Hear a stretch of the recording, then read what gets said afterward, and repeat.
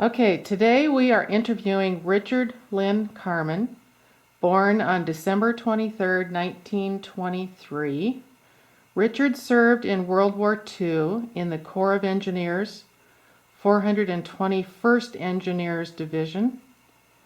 Highest rank achieved was corporal. We are interviewing today, August 20th, 2011, in Wayne, Nebraska. I am doing the interview. My name is Dawn Middleton, and I'm Richard's daughter.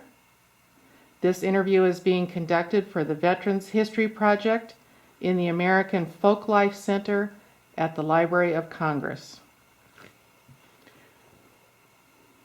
So, Father, can you tell me where and when you were born? I was born in Cook, Nebraska in 1923, December of 1923. What can you tell us about your family? My family was originally farmers, and my father died at a very early age, so I was raised by my grandparents and my mother. Any ornery brothers? And we had I have two brothers who were both younger than I, or me. Yeah. You want to give us their names? And I had a younger brother named Mervyn, and Roy. So you said your parents were farmers? Yes. But what did your mother do after She your went dad died? and learned to be a beautician to support the family after my father died. I'm just curious, was this during the time of the Depression? Or Yes, where was 1930. This happened in 1930. that? Yeah. So she had to support the family. Yes. Well, yes. And while she was getting her degree in beauty work, why the uncles and aunts and grandparents had to raise us three boys. So what were you doing right before you entered into service? How old were you when you went in? Well, 19, 20, somebody's in there. Okay. Either 19 or 20. See, we went in 43. I'd be 20 years old, I guess. Okay. What were you doing? Well, I had worked in a service station In Cook? in Tecumseh. Tecumseh, okay. Did either of your brothers serve in the military? No, neither one served. Well, excuse me, Roy did. Roy was in the service, but not after the war. He was in after the World War II. He wasn't in it during the war. Was he just stateside? Stateside, yeah. So how did you get into the service? Were you drafted or did you enlist? Drafted.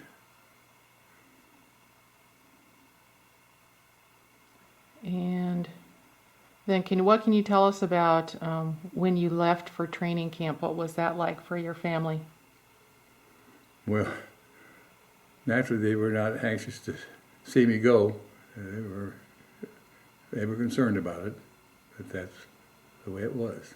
Because you went in when did you go in? I think it was probably around May of 1943 is when I was in. And we went to Fort Lewis. We went to Fort Leavenworth, Kansas. That's where we reported to, and then we were sent on out to Fort Lewis, Washington for our basic training. And of course this was after Pearl Harbor, so Yes, after Pearl Harbor, yes, oh yes. The war was going strong at this point. Yes. What was it like in training camp? What are your memories of that? In training camp, we were stationed at Fort Lewis, Washington. As I recall, the weather was quite mild. The weather was nice, and nice climate to get your training in. Real lucky to be in Fort Lewis, I thought. So what did you do every day? Well, our basic trainings. We started out learning, in other words, getting physical condition as well as learning to operate military equipment. Was it hard? Well, it was pretty steady, let's put it that way. Because, on TV shows, they make it look like it's really hard to do. Is that what you remember? Well, it was a daily job. Everything was something different every day. You had to learn or try to work on, improve on. Yeah. Did they make you do like lots of sit-ups and push-ups and that kind of We thing? had our exercise. We had a lot of exercises to go through and get physical condition. You get in physical condition. So when you went to training camp, did you know what you were going to be doing when you got out of training camp, or was that No. just general No, kind of? we had no idea what we were going to be assigned to. Okay, so it was when you were finished with basic training, then they Basic said, training is just to learn the basic moves and things that you do in the military. so did you do anything for fun? What was the social life in training camp like? Very limited. Very limited. Maybe you had weekend passes would be the most that you got. In other words, you're on campus practically the whole time. Mm-hmm. What was the food like? Well, the regular GI food. You had to take your turn at KP duties. So did you get in any trouble when you were in training camp? No. You were good? I was Well behaved? I was a good soldier. Okay, just checking. So when you got out of basic training, where did they tell you were going to be assigned?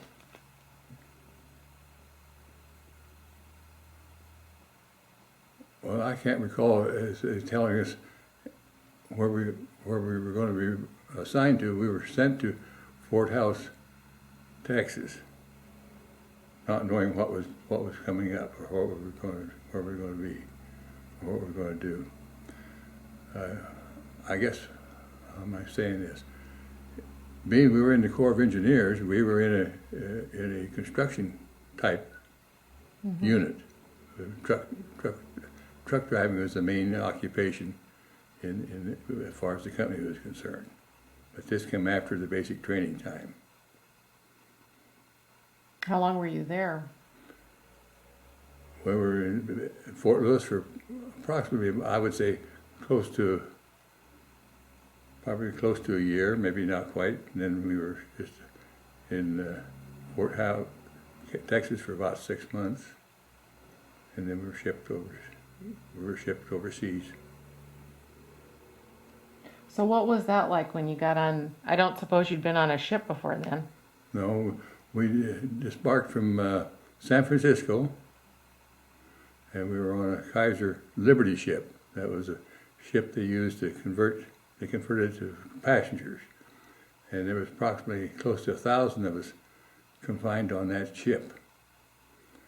And the needs for the troops were very minimal. We spent most of the time in our chow line waiting to get breakfast and then waiting to eat the evening meal. We was in the chow line practically all day long.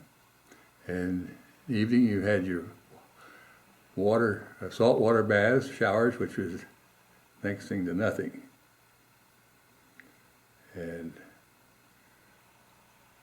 we were on this Liberty ship. The speed of the ship was probably about 8-9 knots an hour, and we were unescorted, so that we were constantly going a zigzag course. We were by ourselves, and there were days that they would shut everything off because of was the possibility of some submarines in the area, and we would float maybe for a whole day. And then it was 31 days from the time we left San Francisco till we saw land in Guadalcanal. New Hebrides was the first island we actually saw. And then we got into Guadalcanal. It took 31 days to get there. Did you get seasick? I didn't get seasick, but a lot of them did. Yeah. So it used to be a passenger ship, and then they No, converted it to... it was a cargo ship, a Liberty cargo ship. It was refitted to haul troops with. So what happened then when you got to Guadalcanal? Well, we were assigned to an area there that was to be our company area, and waiting for what we were intended. They kind of switched our I want to say our job assignment to maintenance water points to furnish water for the island. That was what we ended up doing in Guadalcanal. So it kind of went over with the idea that you're going to be building stuff, Yeah, and then you got switched construction. Yeah, we didn't get into any construction work over there. We ended up being in charge of the water supply in the island. And how long were you in Guadalcanal? Approximately almost 2 years, I think. What was the weather like in the Guadalcanal? Weather was real nice. It was practically the year round. It was very mild and never really hot, but year round really nice. Year round, nice weather. So you were there doing like the water maintenance and taking care of the water, but what was the function of, in World War II, what was the importance of the Guadalcanal area? It was a supply depot for the other troops in the area that were in other island combats and other fighting zones in the other islands. And there was quite a bit of fighting in the area around you, but not that... Well, the island had been secured before we got there, but they stayed, so that's the reason they were using it for a supply depot more than anything else, the island, while we were there. So you said you were there for 2 years, and where did you go from there? We went to the Philippines, Luzon Island in the Philippines. How long did it take you to get there? Did you go by ship again? Yeah, we went by ship there. That time we had a Dutch passenger ship that took us up to Luzon Island, and it was a lot nicer traveling on that than it was the Liberty ship. And that took, I suppose, I imagine that took us a week to 10 days or 2 weeks to get up there. I would imagine is what it was. So then what did you do there? Was it a different kind of assignment or pretty much the same Well, thing? we were just putting in our time because we weren't assigned to any particular job there in Luzon. It was what you call a staging area to get ready to go up to the island of Japan. When you're going to make the entrance to Japan, they were getting a lot of different companies there getting ready to go up there. Other than the fact that you were getting ready to... Just waiting for orders of what we were actually doing in Japan, in the Philippines. So what was your impression of that area? Well, we were outside. Of course, we had we were not in town. We had a rural setting in there, and there was a lot of different companies around, and we just was marking time, more or less, in Luzon. We didn't have a job there. So what did you do in your spare time in either one of these places? Well, we go into town and visit a little bit, and go sightseeing occasionally, and just other maintenance jobs that were required to keep the company going. Did you get to meet the native people? Oh yes, we had. We would have the natives who'd come out and want to be our housemaids to keep our bunks clean and our tents clean, and socialize a little bit with them, I guess. So you said you were there for 6 months, and then where did you go from there? Up to Japan, and we took that was probably the most scary trip that we had. we were on an LST boat. There was a convoy going up at LST. We run into a typhoon. And we didn't know whether we were going to survive the storm or not. It was really was something to experience. We were probably in swells and waves probably 50 feet high. You couldn't even see anything around but water all the way around, even above you. You were down in a swallow. Then you're up on top the next time. And we had all our equipment, trucks and things like that, were all chained down in the lower deck, and they were breaking them loose all the time. And you didn't dare get up on deck because you'd get washed off. So that was the experience. Mm-hmm. Did you get seasick during that? No, No. I did because it was too rough to get seasick in. What's the difference between And you could you could hear the boats as they come out of the water, and when they come back in, you'd think they'd want to break in two. It just really vibrated.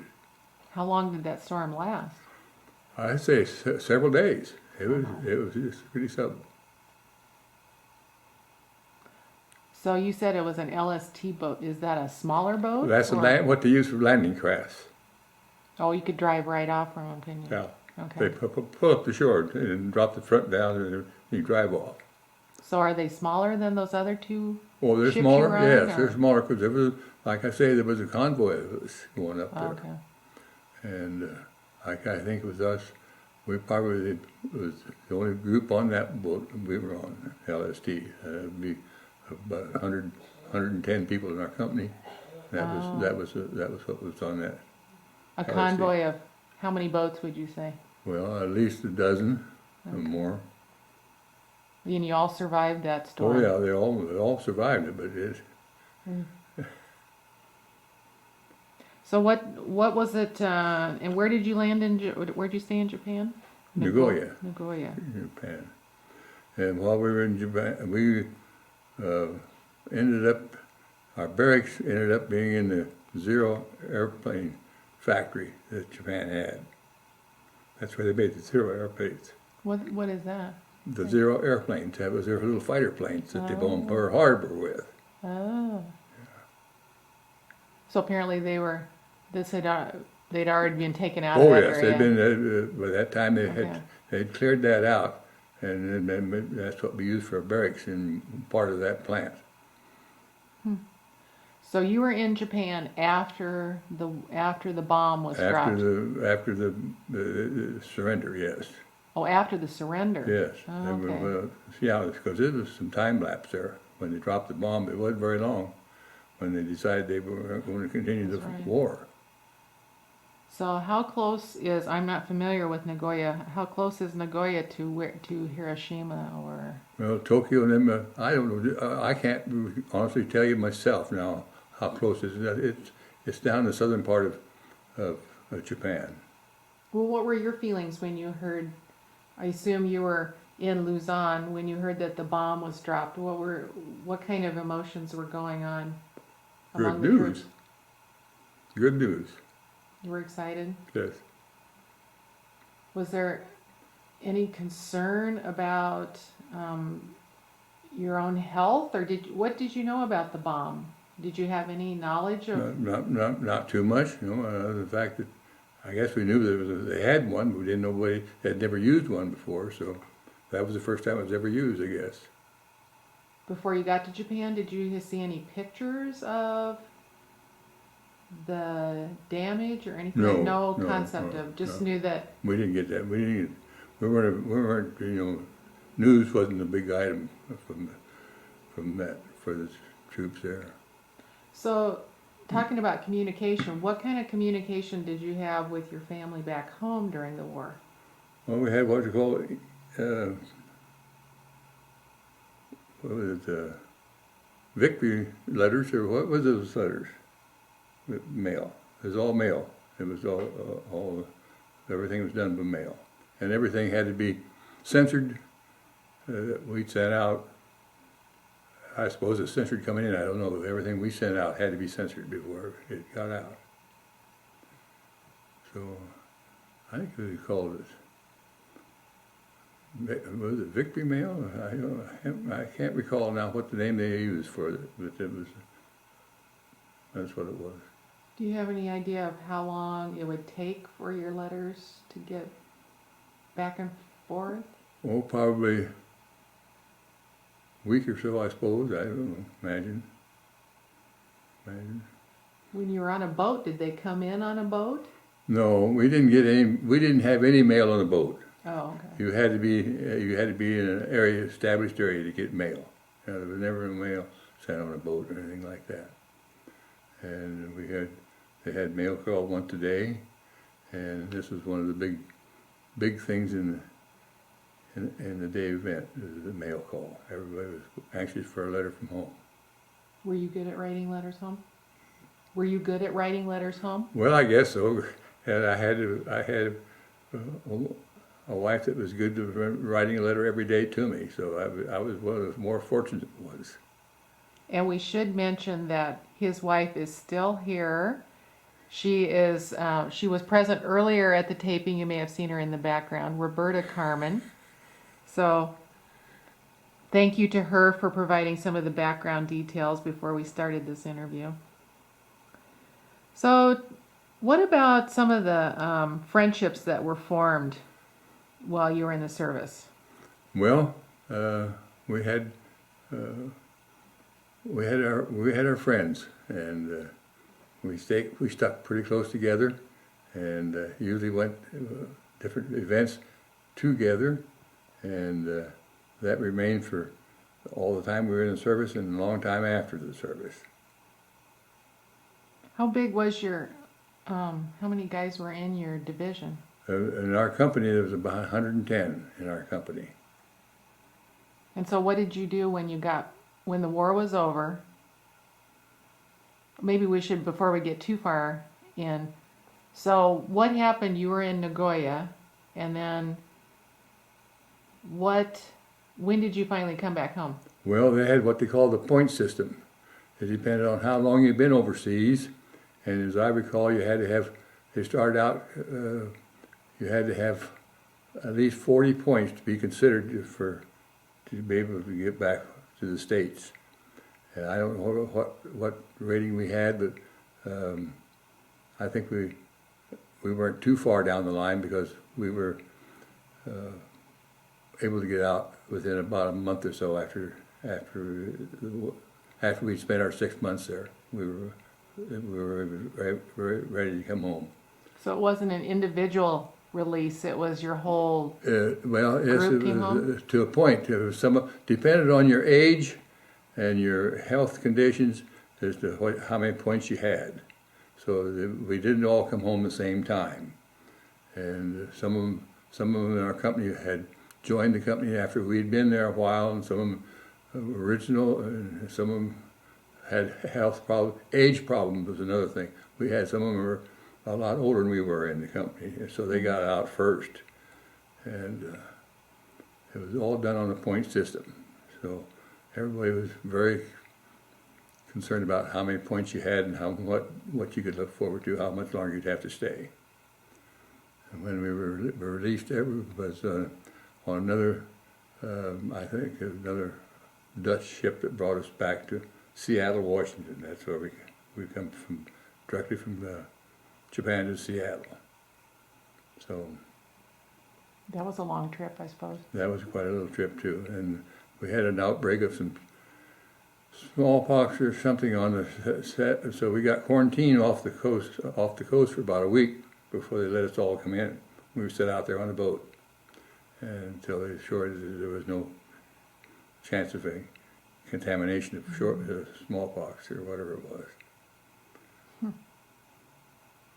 So you all got back and we landed in Seattle. Then what from there? Everybody went their separate way? Well, then we went to your discharge areas, and we were down in Denver, Fort Logan, I think it was the name, where we were discharged from that. And then what happened when you came home? How was it to come home after how many years? 3 years? Yeah. What was it like to come home? Quite an adjustment. You didn't know what you were going to do, or where you were going to, what was ahead of you. You had to wait and kind of see what was going to show up before you decided on anything too much. So that's, Did you come back to a farm or to? well, I tell you, well, they had what we called the GI Bill, and I signed up for that, and I guess I got involved with the grain business in the grain elevator, and that's how I got the job in the elevator, was through the GI Bill. What did the GI Bill do? Well, you could use it for anything in educational wise. You know, some of them use it to go on to school, and being that I was married then already, I just started looking for a job, and this is what helped get a job. It's the GI Bill. So let's back up. When did you get married? While we were in Camp House, getting ready to go overseas. Oh. So you got married before you did your time in the service then? Not before I went overseas. Before yeah. you went overseas, Yeah. yes, okay. We left out that important detail, didn't we? Yeah. So you had a wife waiting to come home to. Yes. You had mentioned, and I don't know, we didn't pursue this any further, but what did you do for entertainment? Did you mention that there was USO, those kinds of things? Well, during the time in Guadalcanal, they had outdoor theaters there, and they brought all the films out from the States for picture shows. That was probably the most constant piece of entertainment we had. Then occasionally they'd bring USO troops out for special shows, which was always big crowds and was looked forward to. So we kind of just did that little backup thing because I thought that was interesting. I wanted to get that on there. So what was when you did come back, what was the reception? What kind of reception did you get in the community? Oh, fine. There's we had no problem. I mean, everything was great. Community was excited to. Were you the only one from your community, or were there several people from your community that came home? The town of Tecumseh, I had another fellow from the same town that I served in the service with throughout the whole time. Who was that? McCoy, his name was. Eldon McCoy. That was probably kind of unusual. That was a little bit unusual, yeah. See, we ended up as practically all of our people in our company, being we were all entered Fort Leavenworth, we were all from the Midwest, Kansas, Missouri, Nebraska. We were very few anybody outsiders that. We were all Midwest. We had that all in common. And Nebraska, Kansas, Missouri was the three leading states for our members. Mm-hmm.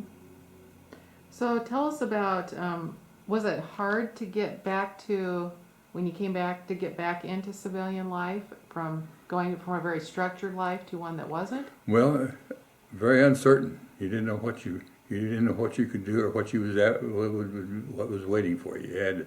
You had to try. You were hoping for the best. And being Roberta was teaching school, it wasn't necessary that I jump in anything the next day. I had time to wait it out. But then time becomes pretty impatient. You get impatient when you don't have something definite in mind. So that's how that all played out.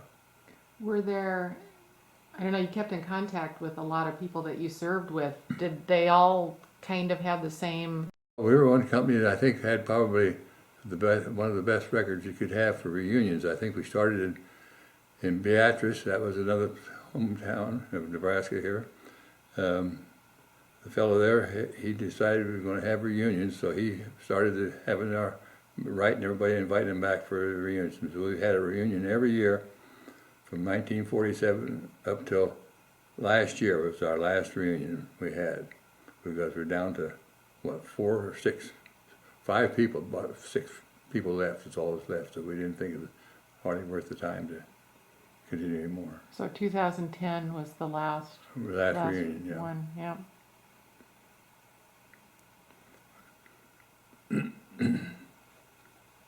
And we kept in touch with those that couldn't make it by mail to the reunion. So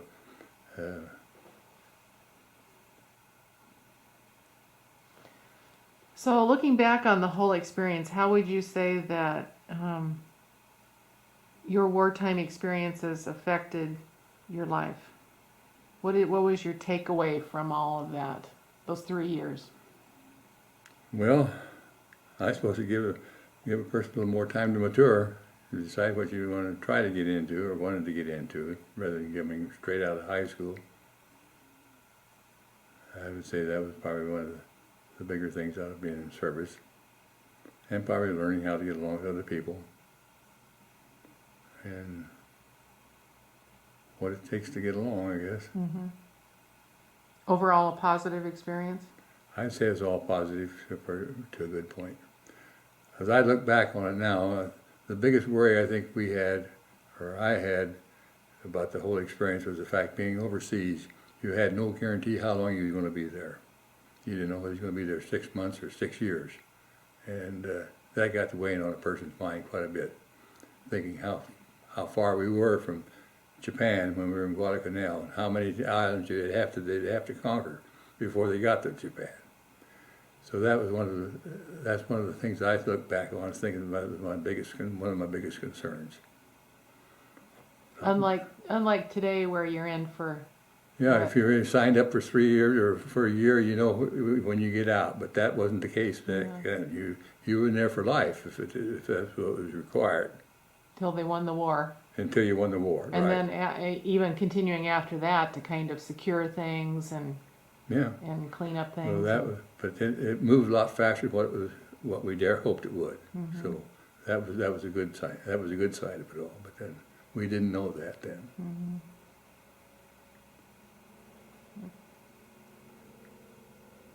Anything else that we didn't talk about that you would like to get down for posterity? Well, I don't know. I don't know. I don't think military life really hurts anybody too much if that's what you want to, if you have to experience it, unless you're in some bad situations. But as far as learning how to get along in this world, I think that's maybe a good place to learn some things in military life. You know, how to take orders, how to get along with somebody else, and that's the way it should be, I guess. How to stand in line? How to stand in line, yeah. A lot of hours in line, yeah. Do you miss Army food?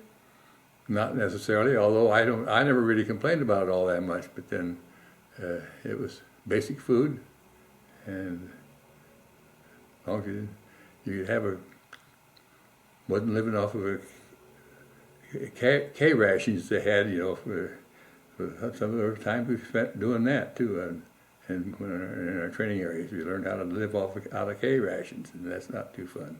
Is that where you picked up the habit of smoking?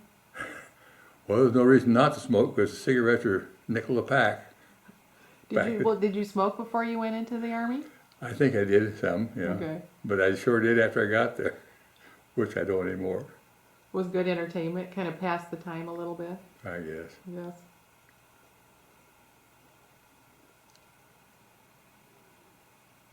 Anything else? Well, I guess as far as I can recall, that's what I can remember of it. And then when you came home, you had 3 lovely children, correct? Right. All right. Thank you very much. We'll do that.